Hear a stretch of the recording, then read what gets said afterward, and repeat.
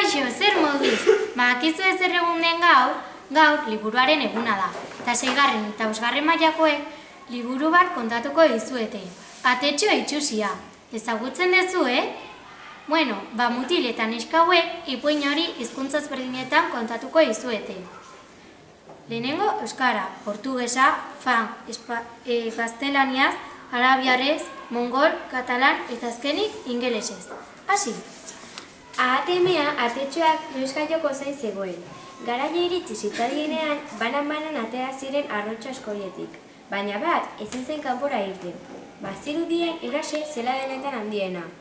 Azkenean jaio zen falta zena, baina arraro xamarra zen atetxo hura. Besteak baino askoz ilunagoa. Aldatuko da, pentsatu zuen ate amak bere atetxo gorisari gozo-gozo begiratu.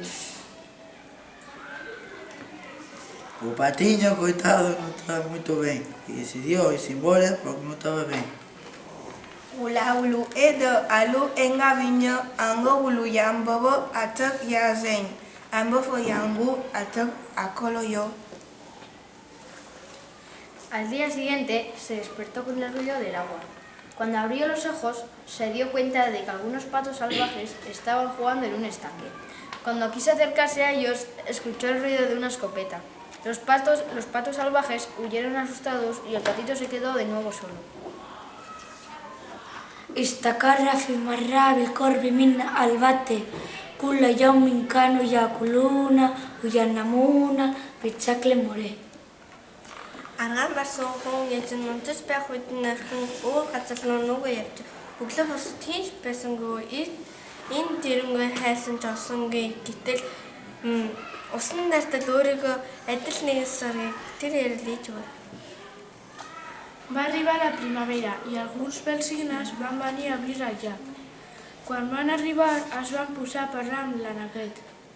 Aquests pelsignes volien ser amics de la Neguet.